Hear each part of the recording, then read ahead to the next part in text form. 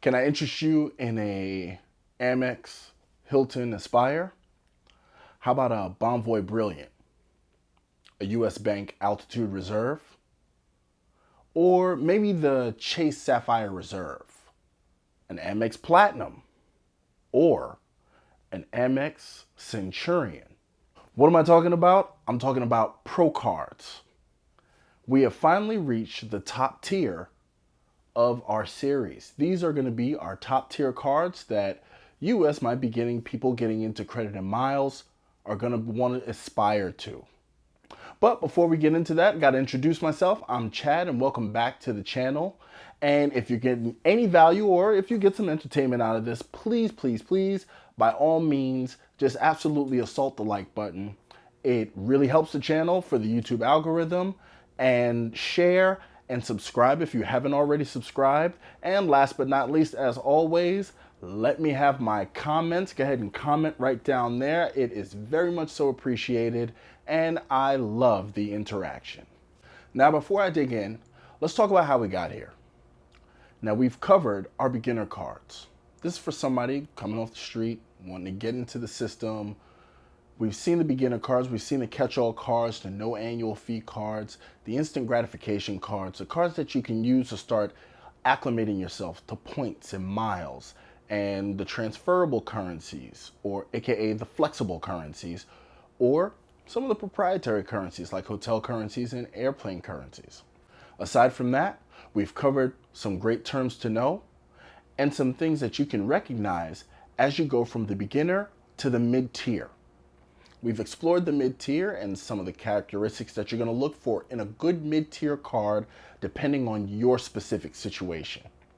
Now that extends to the top tier, to the top of the heap, to the kings of the mountain. Now what I'm going to do is I'm going to cover some categories because one thing you're going to see is that most people in the working class, like me and some of you, are normally going to have one, maybe two top tier cards at max because of some of the things that are associated with them. But I'm going to get into those now so we can go ahead and move this along. Now, the very first thing that we have to get into is the annual fee. Your top tier cards, your creams of the crop, are going to have annual fees. Look, I know it was, you found a couple diamonds in the rough in the mid tier. But go ahead and just get that out of your mind now. And we're going to deal with US-based cards. And we're going to deal with the ones that, most Americans understand because most of my audience is American. I'm not slighting anybody who may be from other parts of the world. But your US-based top-tier cards in my system are always going to have an annual fee of at least $300.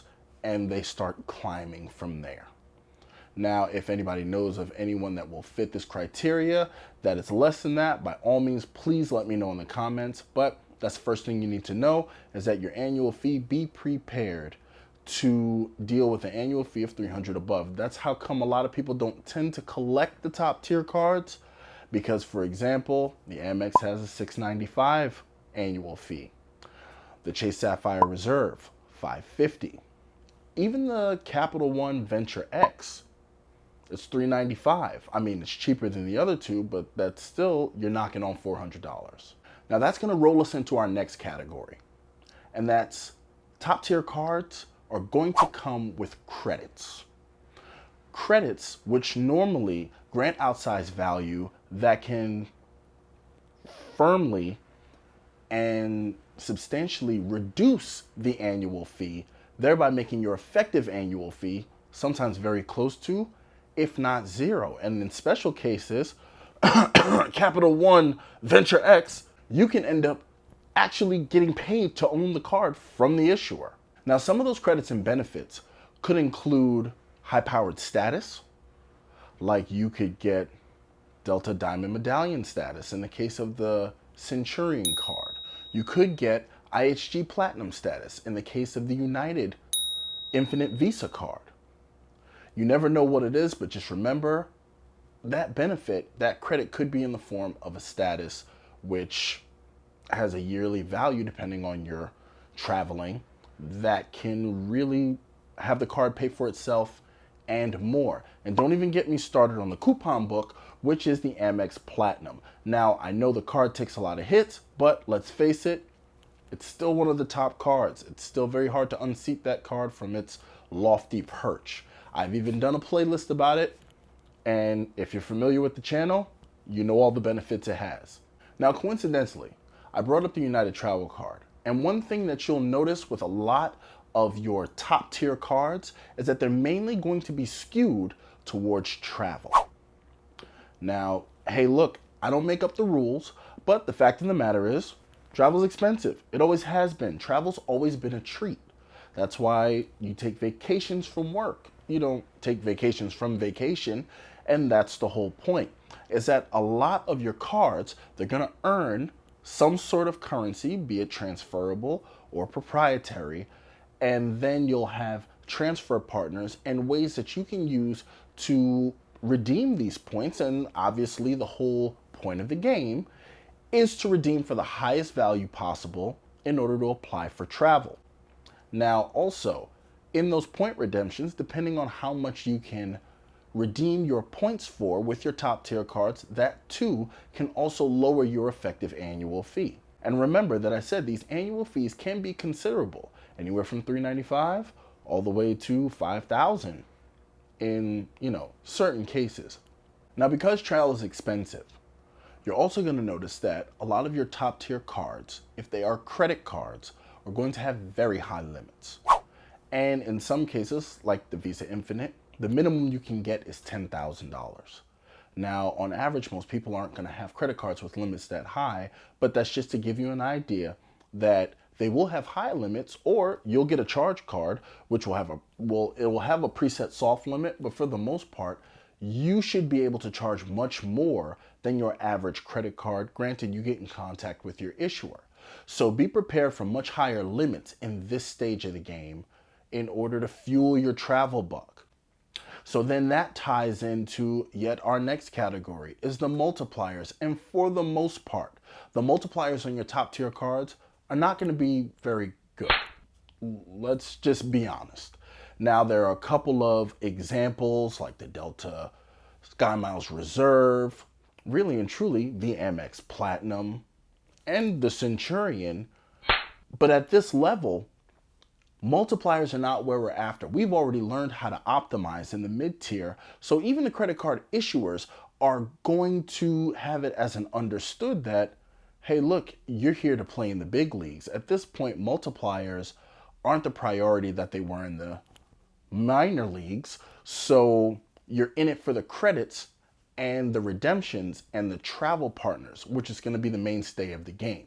So understand, once you get to your pro tier, don't go looking for spectacular multipliers. Chances are, now mind you, there's always an outlier, but chances are you're just not going to find any.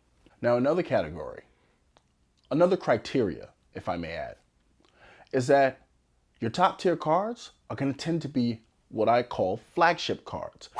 They're going to tend to be the card that identifies that card family, like the Hilton Aspire card, like the American Express Platinum. Now, Amex is different because they actually have a couple of flagship cards. So the Black card or the Centurion is one of American Express's flagship cards, but it's not readily available to the common masses like you and me, so then it goes down to the Platinum card. Even then, you have the Amex Gold card, which has set a standard for luxury for almost 50 years. And you've heard me right, it actually is older than the Platinum card, which was only introduced in the 80s, and legend has it that the Platinum card, when it was introduced, was actually by invitation only. Does that sound familiar? And it came out with a lofty annual fee at the time of $250. So there you have it. Your top tier cards are normally going to be your flagship cards.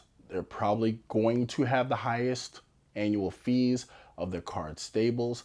But even if they don't, understand that they are going to be the ones that you are going to identify with that issuer. And finally, in the top tier, another criteria you're going to bump into are the invitation only cards. Now, some of these cards have a mystique around them, they have a legend around them, And I'm thinking of one, and I'm sure you're thinking of it too, and that's the Amex Centurion card. But did you know about the City Chairman American Express card, which is an invite-only card for city members who have substantial investments in their brokerage? I would have never thought about this, but on doing research, the card is there. There's a JP Morgan Reserve card, aka the $10 million card. I'll let you kind of figure out what you may need in order to get that, according to legend. You have other cards that are invite only, such as the Stratus Visa card, aka the white card, which is a card popular with the jet set crowd, and that too is skewed towards travel. So when you get to the top tier, and hopefully I hope all of you reach that point, those are for the high rollers. Invitation only cards tend to be for high rollers, and frankly, I have faith that all of you can get there somehow. I hope I get there. So those are my criteria for your top tier cards. Once you have moved and shaped in the mid tier, you've optimized, and now you really want to supercharge your velocity of getting points and hitting those redemptions. These are the cards that you're inevitably going to run into. So you may choose one direction. You may choose two. There are people out there that I know personally with an Amex Platinum, a Hilton Aspire, and a Capital One Venture X. There are people who have the big three. They have the VX, the CSR, and the Platinum. Totally, that's up to them. I'm not knocking their situation. I know it doesn't work for mine, and it may or may not work for yours. But once you get to this level, those are the big boys that you have to deal with. Now, as an aside, understand also that some of these cards may also double as gateway cards from the mid-tier, because in order to have them, that's what opens you up to transfer, because their flexible currency can't really be used for anything without entree into the travel partners that these cards grant, with a notable exception of Amex, in which all MR point earning cards have access to travel partners and can be used as flexible currency unless it's a cashback card. Now let's talk about some honorable mention categories or honorable mention criteria when it comes to your pro level cards. Now your pro level cards, some of them are going to have what I call a superpower. It's that one thing that they do that other cards, even other cards in their family, can't. Prime example is buy one get one air tickets. That's a superpower. Some cards have that. I mean, if you meet certain criteria, yes, and in some cases you have to wait for your next annual fee to roll around. Another superpower, free hotel nights. One card is very famous for that you get it immediately, and that's the Hilton Aspire card. And that free hotel night is not capped. It can be for anywhere, including their most expensive resorts in the Maldives, wherever you want to go. Now, in addition to that, when you're at the top tier, and this should go without being said, just like in the mid tier, you're going to get sign-on bonuses. Now, from what I've seen, there are times when you do see elevated sign-on bonuses, but for the most part, they actually skew a bit lower than their mid-tier counterparts, from what I've seen personally, but maybe you've seen something different. That still doesn't mean you're not going to get great value from the influx of points when you first get the card.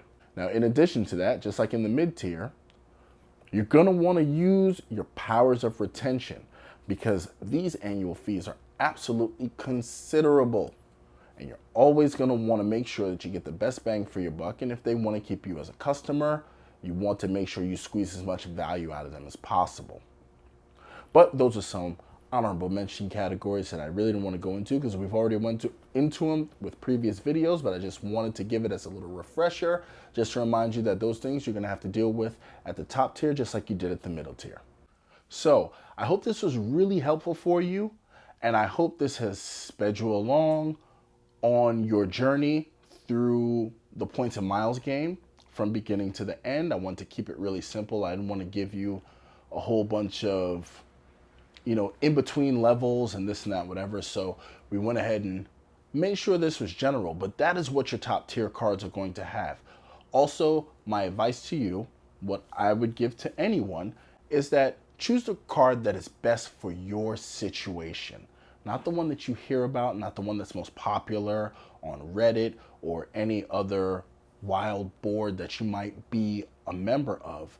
You definitely always want to make sure that you grade your card choice based on your specific situation, because that's really what's going to work best. And who knows your situation better than you?